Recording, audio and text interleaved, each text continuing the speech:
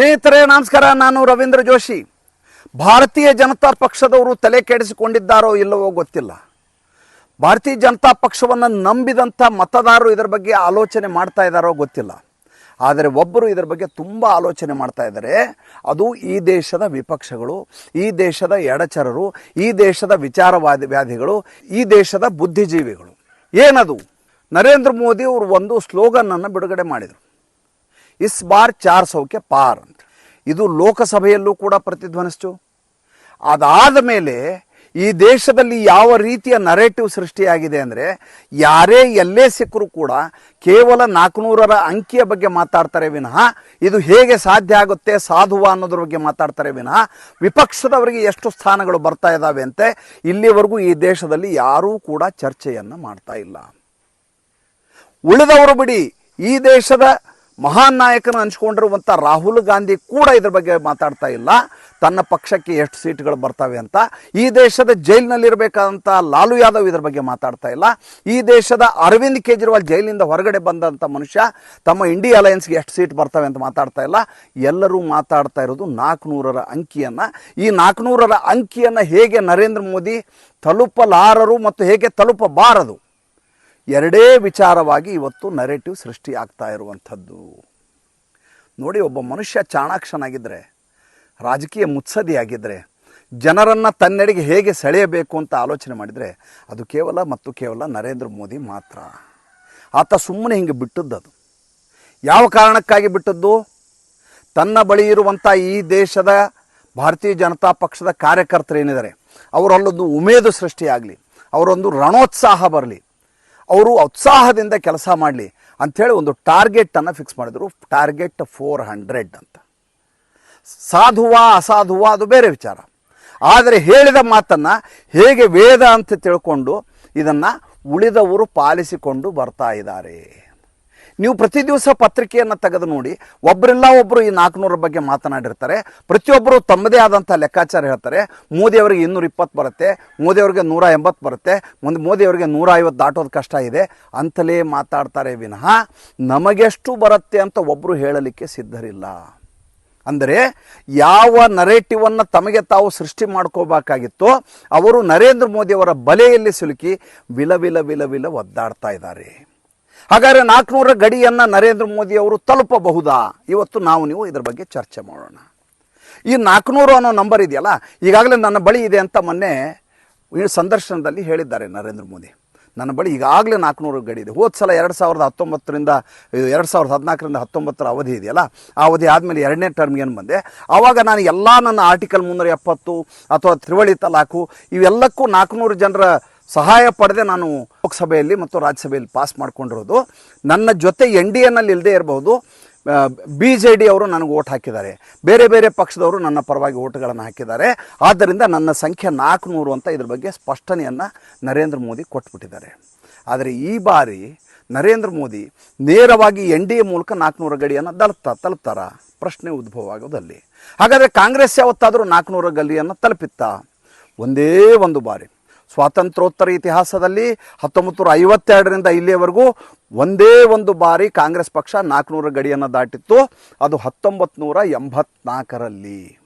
ಯಾವಾಗ ಇಂದಿರಾ ಗಾಂಧಿಯವರ ಹತ್ಯೆ ಆಗತ್ತಲ್ಲ, ಆ ಸಂದರ್ಭದಲ್ಲಿ ಈ ದೇಶದಲ್ಲಿ ಬಹಳ ದೊಡ್ಡ ಮಟ್ಟದ ಅಲೆ ಸೃಷ್ಟಿಯಾಯಿತು, ಅನುಕಂಪ ಸೃಷ್ಟಿಯಾಯಿತು, ಸಹಾನುಭೂತಿ ಸೃಷ್ಟಿಯಾಯಿತು. ಯಾವ ಇಂದಿರಾ ಗಾಂಧಿ ಆ ಸಂದರ್ಭದಲ್ಲಿ ಆಡಳಿತ ವಿರೋಧಿ ಅಲೆಯನ್ನು ಅನುಭವಿಸ್ತಾ ಇದ್ರು, ಯಾವ ಇಂದಿರಾ ಗಾಂಧಿ ಪಂಜಾಬನ್ನು ದೊಡ್ಡದಾದಂಥ ಉಗ್ರದಾಣ ಮಾಡಿದ್ರು ಅಂತ ಅವ್ರ ಮೇಲೆ ಆರೋಪ ಇತ್ತು, ಅಂಥ ಇಂದಿರಾ ಗಾಂಧಿ ಹತ್ಯೆಯಾದ ಸಂದರ್ಭದಲ್ಲಿ ಆಕೆಯ ಪರವಾಗಿ ಒಂದು ದೊಡ್ಡದಾದಂಥ ನರೇಟಿವ್ ಸೃಷ್ಟಿಯಾಗತ್ತೆ. ಸೃಷ್ಟಿಯಾದ ಮೇಲೆ ಈ ದೇಶದಲ್ಲಿ ಎಲ್ಲ ಜನರು ಕಾಂಗ್ರೆಸ್ಗೆ ಮತ ಹಾಕ್ತಾರೆ. ಹಾಕಿದವರು ಯಾರು? ಉತ್ತರದ ಎಲ್ಲ ರಾಜ್ಯಗಳು ಅವರಿಗೆ ಮತ ಹಾಕ್ತವೆ, ಪಶ್ಚಿಮದ ಎಲ್ಲ ರಾಜ್ಯಗಳು ಅವ್ರಿಗೆ ಮತ ಹಾಕ್ತವೆ, ದಕ್ಷಿಣದ ತಮಿಳುನಾಡು ಕೇರಳದಲ್ಲಿ ಮತ ದೊರೆಯುತ್ತೆ, ಈಶಾನ್ಯ ರಾಜ್ಯಗಳಲ್ಲಿ ಮತ ದೊರೆಯುತ್ತೆ. ಹೀಗಾಗಿ ಅವರಿಗೆ 400 ಗಡಿಯನ್ನು ದಾಟ್ತಾರೆ. ಹಾಗಾದರೆ ಭಾರತೀಯ ಜನತಾ ಪಕ್ಷ ಯಾಕೆ 400 ಗಡಿ ಅಂತ ಹೇಳ್ತಾ ಇದೆ ಅಂದರೆ, ಅದಕ್ಕಿರುವ ಈಗಿರುವಂಥ ವಸ್ತುಸ್ಥಿತಿಯಲ್ಲಿ ಅದಕ್ಕಿರುವಂಥ ಒಂದು ಪ್ರಭಾವಳಿ ಏನಿದೆಯಲ್ಲ, ಅದು 400 ಗಡಿಯನ್ನು ದಾಟಬಲ್ಲದು ಎನ್ನುವಂಥದ್ದು. ಹೇಗೆ? ಉತ್ತರದ ರಾಜ್ಯಗಳೇನಿದ್ದಾವೆ ಇದಕ್ಕೇನಂತಾರೆ, ಹಿಂದಿ ಹೃದಯ ರಾಜ್ಯ ಅಂತ ಹೇಳ್ತಾರೆ, ಹಿಂದಿ ಹೃದಯ ನಾಡು ಅಂತ. ಎಲ್ಲಿ ಹಿಂದಿ ಮಾತನಾಡುವವರಿದ್ದಾರೋ ಈ ದೇಶದಲ್ಲಿ ಆ ಇಷ್ಟೂ ಭಾಗ ನರೇಂದ್ರ ಮೋದಿ ಅವರ ಪರವಾಗಿ ನಿಂತಿದೆ. ಕಳೆದ ಬಾರಿ ನಿಂತಿತ್ತು, ಈ ಬಾರಿ ನಿಲ್ಲುತ್ತೆ. ಕಳೆದ ಬಾರಿ ಸ್ವತಃ ರಾಜಸ್ಥಾನ್, ಮಧ್ಯಪ್ರದೇಶ, ಛತ್ತೀಸ್ಗಢಲ್ಲಿ ಅಧಿಕಾರವನ್ನು ಕಳೆದುಕೊಳ್ಳುತ್ತೆ ಭಾರತೀಯ ಜನತಾ ಪಕ್ಷ, ವಿಧಾನಸಭೆಯಲ್ಲಿ ಸೋಲುತ್ತೆ. ಆದರೆ ಲೋಕಸಭಾ ಚುನಾವಣೆಯಲ್ಲಿ ಸ್ವೀಪ್ ಮಾಡಿಬಿಡುತ್ತೆ. ನೋಡಿ ಎಷ್ಟು ಚೆನ್ನಾಗಿದೆ ಇದು. ಈ ಬಾರಿ ಕೂಡ ಅದೇ ರೀತಿಯಾದಂಥ ವ್ಯವಸ್ಥೆ ಉತ್ತರ ಭಾಗದಲ್ಲಿದೆ. ಈಶಾನ್ಯ ರಾಜ್ಯಗಳಲ್ಲಿ ನರೇಂದ್ರ ಮೋದಿ ಅವ್ರನ್ನ ಟಚ್ ಮಾಡಲಿಕ್ಕೆ ಯಾರಿಗೂ ಸಾಧ್ಯ ಇಲ್ಲ. ಆ ಮಟ್ಟಿನ ವ್ಯವಸ್ಥೆಯನ್ನು ಈಶಾನ್ಯ ರಾಜ್ಯಕ್ಕೆ ಅಷ್ಟೊಂದು ಅಭಿವೃದ್ಧಿ ಕೆಲಸಗಳನ್ನು ನರೇಂದ್ರ ಮೋದಿ ಮಾಡಿಸಿದ್ದಾರೆ. ಇನ್ನು ಪಶ್ಚಿಮದ ರಾಜ್ಯಗಳಿಗೆ ಬನ್ನಿ, ಗುಜರಾತು, ಮಹಾರಾಷ್ಟ್ರ, ಈ ಕಡೆ ಬಂದುಬಿಡಿ. ಈ ಕಡೆ ಬಂದರೆ ನರೇಂದ್ರ ಮೋದಿ ಅವರ ವರ್ಚಸ್ಸು ಹೇಗಿದೆ ಅಂದರೆ ಅವರನ್ನು ಯಾರೂ ಕೂಡ ಸ್ಪರ್ಧೆ ಅಂತ ಪರಿಗಣಿಸಲಿಕ್ಕೆ ಸಾಧ್ಯ ಆಗಲಾರದ ಸ್ಥಿತಿಯಲ್ಲಿ ವಿಪಕ್ಷಗಳಿದ್ದಾವೆ. ಹಾಗಾದರೆ ಉಳಿದದ್ದು ಯಾವುದು? ಉಳಿದದ್ದು ಕೇವಲ ದಕ್ಷಿಣದ ರಾಜ್ಯಗಳು. ಯಾವುದ ದಕ್ಷಿಣದ ರಾಜ್ಯಗಳು ನರೇಂದ್ರ ಮೋದಿ ಅವರನ್ನು ಪರಕೀಯ ಅಂತ ಪರಿಭಾವಿಸುವಂಥ ಸ್ಥಿತಿಯಲ್ಲಿತ್ತೋ ಆ ದಕ್ಷಿಣದಲ್ಲಿ ಇವತ್ತು ತಮಿಳುನಾಡಿನಲ್ಲಿ ಖಾತೆಯನ್ನು ತೆರೆಯುವಂಥ ಸ್ಪಷ್ಟವಾದಂಥ ನರೇಟಿವ್ ಸೃಷ್ಟಿಯಾಗಿದೆ. ಸ್ವತಃ ಅಣ್ಣಾಮಲೈ ತಮಿಳುನಾಡಿನಲ್ಲಿ ಕನಿಷ್ಠ 4ರಿಂದ 5 ಸ್ಥಾನಗಳನ್ನು ಗಳಿಸಿಯೇ ಕಳಿಸ್ತಾರೆ. ಅವರ ಒಕ್ಕೂಟಕ್ಕೆ 8ರಿಂದ 9 ಸ್ಥಾನಗಳು ಬರ್ತವೆ, NDA ಒಕ್ಕೂಟಕ್ಕೆ ಅನ್ನುವಂಥ ಮಾಹಿತಿ ಬರ್ತಾ ಇದೆ. ಪೂರ್ವದ ರಾಜ್ಯಗಳಿಗೆ ಹೋಗಿ, ಅಸ್ಸಾಮಲ್ಲಿ ಭಾರತೀಯ ಜನತಾ ಪಕ್ಷ ಬರುತ್ತೆ. ನೀವು ಪಶ್ಚಿಮ ಬಂಗಾಳಕ್ಕೆ ಹೋದರೆ 2ನೇ ಅತಿ ದೊಡ್ಡ ಪಕ್ಷವಾಗಿ ಇವತ್ತು ಹೊರಹೊಮ್ತಾ ಇದೆ ಭಾರತೀಯ ಜನತಾ ಪಕ್ಷ. ಮಮತಾ ಬೇಗಮ್ಮೆ ಕಂಗಾಲಾಗುವಷ್ಟು ಸೀಟುಗಳನ್ನು ಭಾರತೀಯ ಜನತಾ ಪಕ್ಷ ಗಳಿಸುತ್ತೆ. 42ರಲ್ಲಿ 30 ಸ್ಥಾನ ಬಂದರೆ ಅಚ್ಚರಿ ಪಡಬೇಕಾಗಿಲ್ಲ ಅಂತ ಸ್ವತಃ ಎಲ್ಲ ವಿಶ್ಲೇಷಕರು ಹೇಳ್ತಾ ಇದ್ದಾರೆ. 18 ಸ್ಥಾನಗಳಿಗೆ ಕಳೆದ ಬಾರಿ ತೃಪ್ತಿ ಪಟ್ಟುಕೊಂಡಿತ್ತು ಭಾರತೀಯ ಜನತಾ ಪಕ್ಷ, ಈ ಬಾರಿ 30 ಸ್ಥಾನಗಳ ಗೆದ್ದರೂ ಏನು ಅಚ್ಚರಿ ಪಡಬೇಕಾಗಿಲ್ಲ ಅಂತ ಹೇಳ್ತಾ ಇದ್ದಾರೆ. ನೋಡಿ ಹೇಗಿದೆ ವಾತಾವರಣವನ್ನು ಹೇಳ್ತಾ ಹೋಗ್ತು. ಒರಿಸ್ಸಾದಲ್ಲಿ ಅಲ್ಲಿ BJD ಏನಿದೆ, BJDಯ ನವೀನ್ ಪಟ್ನಾಯಕ್ ಸ್ವತಃ ಕೈ ಚೆಲ್ಲಿ ಬಿಟ್ಟಿದ್ದಾರೆ. ಅವರ ರಾಜ್ಯದ ರಾಜಧಾನಿಗಳ ಹೆಸರು ಮತ್ತು ಉಳಿದ ಮಾಹಿತಿಗಳನ್ನು ಕೊಡೋದ್ರೆ ಆಗಲಾರದ ಸ್ಥಿತಿಯಲ್ಲಿರುವಂಥ ಮನುಷ್ಯ ಅಂತ ಅವ್ರ ಬಗ್ಗೆ ಟೀಕೆ ಮಾಡಲಾಗ್ತಾ ಇದೆ. ಸ್ವತಃ ಒರಿಯಾ ಭಾಷೆಯನ್ನು ಸರಿಯಾಗಿ ಮಾತನಾಡಲಾರದಂಥ ಮನುಷ್ಯ ನವೀನ್ ಪಟ್ನಾಯಕ್ ಆರೋಗ್ಯ ಕೃಶಗೊಂಡು ಬಿಟ್ಟಿದೆ.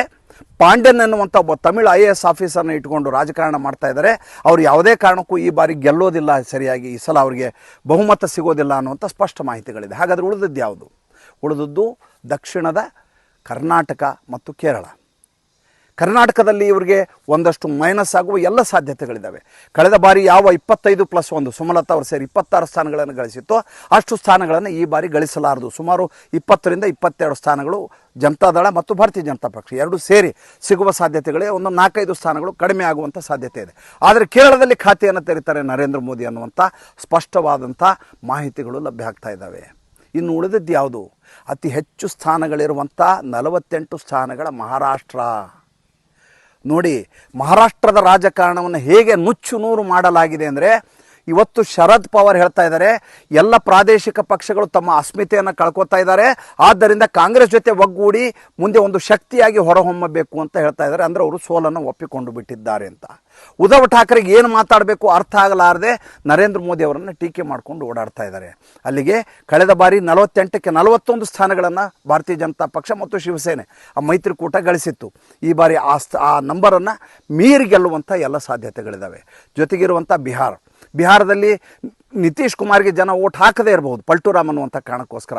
ಆದರೆ ಈ ಬಾರಿಯ ಚುನಾವಣೆಯಲ್ಲಿ ಮತವನ್ನು ಕೇಳ್ತಾ ಇರೋದು ನರೇಂದ್ರ ಮೋದಿ ಅವರಿಗೆ ಮತ ಹಾಕ್ತಾರೆ ಅನ್ನುವಂಥ ಸ್ಪಷ್ಟವಾದಂಥ ಮಾಹಿತಿ ಇದೆ. ಅಲ್ಲಿಗೆ 400ರ ಸಮೀಪ ನರೇಂದ್ರ ಮೋದಿ ಅವರು ಬರೋದ್ರ ಬಗ್ಗೆ ಅನುಮಾನವನ್ನೇ ಇಟ್ಕೊಳ್ಳೋದು ಬೇಕಾಗಿಲ್ಲ. 1984ರಲ್ಲಿ ಕಾಂಗ್ರೆಸ್ಸು ಅಂಥದ್ದೊಂದು ಸಂಖ್ಯೆಯನ್ನು ಮುಟ್ಟಿತ್ತೋ ಅದೇ ಸಂಖ್ಯೆಯನ್ನು ನರೇಂದ್ರ ಮೋದಿ ಇವತ್ತಿನ ದಿವಸ ದಾಟಿದರೆ ಅಚ್ಚರಿ ಪಡಬೇಕಾಗಿಲ್ಲ. ಮತ್ತು ಮುಂದಿನ ಸಂಚಿಕೆಯಲ್ಲಿ ಮಾತಾಡ್ತೀನಿ. ಸಂಚಿಕೆ ಇಷ್ಟ ಆಗಿದರೆ ಲೈಕ್ ಮಾಡಿ, ಫಾಲೋ ಮಾಡಿ, ಶೇರ್ ಮಾಡಿ. ನಮ್ಮ ಮುಕ್ತ ಪತ್ರಿಕೋದ್ಯಮಕ್ಕೆ ದಯವಿಟ್ಟು ಆರ್ಥಿಕವಾಗಿ ಬೆಂಗಾವಲಾಗಿ ನಮಸ್ಕಾರ.